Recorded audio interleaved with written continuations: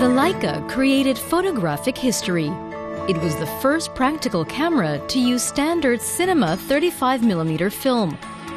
This small camera that produced a small negative was a technological milestone.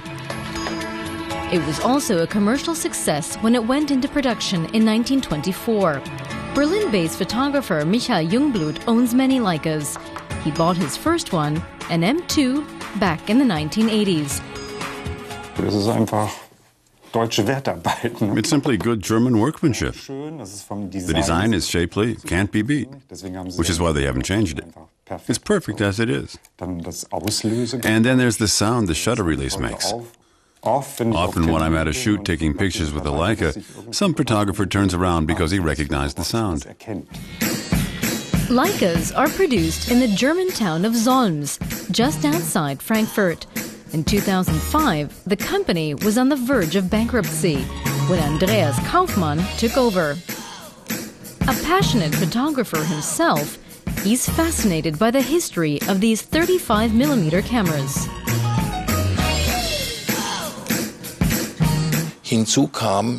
Their arrival coincided with a time when photoreportage, the depiction of the world in pictures, in newspapers and magazines, served to capture the modern-day attitude towards life. So the cameras gained fame by the photographers who used them. The world's top photojournalists captured their candid shots with a Leica, among them Frenchman Henri Cartier-Bresson and his German-born compatriot Giselle Freund. Images like these went around the world and often came to symbolize an entire era, and Leicas became iconic objects, prized not just by professionals. Michael Jungblut still likes to work with his Leica, not for shoots in his studio, but for documentary and narrative photography. You don't have to carry much or take a bag with you. It's inconspicuous. And the nicest thing is that you're not taken seriously. I don't always want people to recognize that I'm a professional right away. That frightens many people off. Well, they ask what the pictures are for and start striking poses. I just don't want that. A Leica is also a designer piece. Take this one, made entirely from titanium, or the special edition model by Hermès.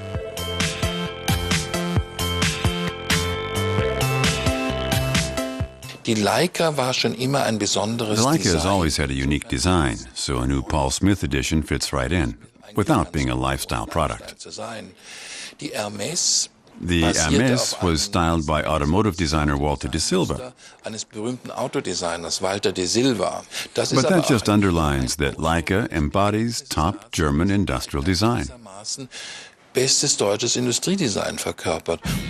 But a Leica can be a financial investment too. Early and rare models are coveted collector's items.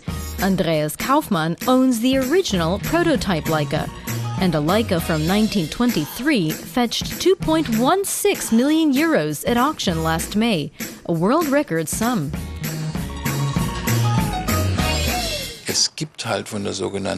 There are only 23 or perhaps just 21 Zero Series cameras. And only 80 of these gold Leicas with snakeskin covering were produced. Some have been lost for good.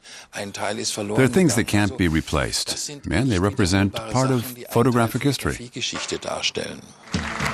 In 2009, the Leica company introduced the digital M9 and the S2 medium format camera. Since then, sales have increased. The latest and most expensive model is the Leica S. The body alone costs 20,000 euros. Leica's advantage is that it has the best lenses around. They're capable of creating the best lenses.